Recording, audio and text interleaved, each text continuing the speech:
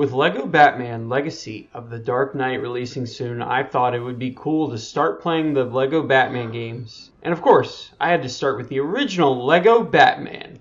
Today, we're going to find out if a game that came out almost 20 years ago is worth playing today. Before we dive in, let's go ahead and address the elephant in the room here. My last video was in December 2024, and this was actually my next planned video. Some things happened in my life that set me back, but I am in a much better place now and am ready to get back to YouTube. A lot of my subscribers came from the video I made discussing LEGO games that I want to be made. And if you're watching this now and you came from that video or one of the ones after, or just anything LEGO, I appreciate you and the time you put into my channel back then, and I really hope you're going to stick with it now. And if you want to keep LEGO gaming content on this channel, make sure to smash that like button.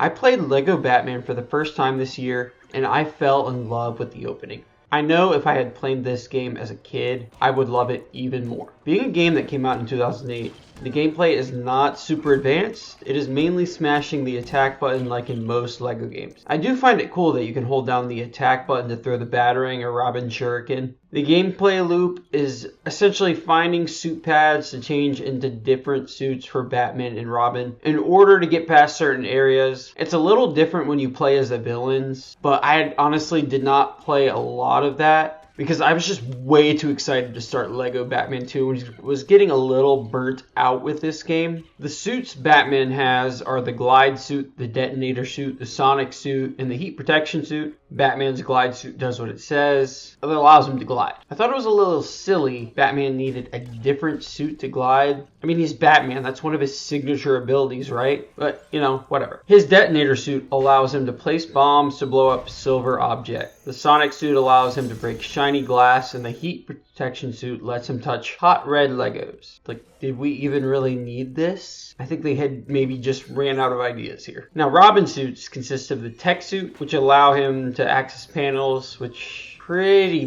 basic. The magnet suit allows him to walk up certain magnetic walls extremely slowly. The underwater suit allows him to walk underwater, which is probably the coolest suit in the game. And there's a suit that lets him vacuum up Lego pieces to insert into a machine. In 2026, I was not too impressed by all the suits in the game. However, the game giving you the option to play as the villains gives a lot more variety in the game. And I did find it really cool to play as characters with superpowers like Clayface and even Mr. Freeze, and that's about as far as I got. And honestly, for this playthrough, I was not aiming to 100% complete the game, but I do know you can unlock Batgirl and Nightwing, which in free play, it would be cosmetically pretty cool, but they offer the same gameplay as Batman and Robin, so nothing too different there. Something that also did not stand out much to me is the level design. Maybe it's because I came from playing LEGO Star Wars The Complete Saga, which had all of these movie designs which were just spectacular. Most of it takes place in a city, so the levels are not like very unique looking. There is some variety with a circus level and a garden level. Not much else really stood out to me. One level design I really did enjoy was a Batmobile level, which was surprising to me because I despise the vehicle missions in LEGO Star Wars The Complete Saga. There were not nearly as many vehicle missions as there were in LEGO Star Wars The Complete Saga, which is a great thing. As far as Batman's story goes, I think there were only 3 or maybe 4. I recall a Batboat level, a Batwing level, and a Batmobile level. While I did not really care for 2 of those, I really enjoyed riding around in the Batmobile in Gotham City shooting at enemies. It might have been a little bit of a repetitive mission, but I still found it really fun. Since this is one of the LEGO games that does not have dialogue, the story had to be fairly simple.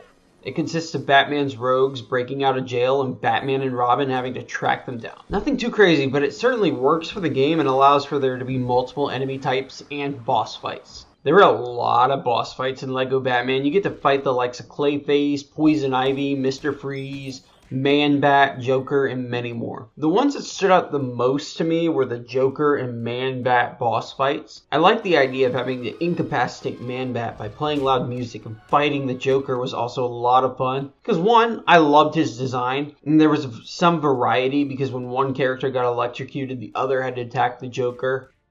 So to answer the question, is it worth playing LEGO Batman in 2026?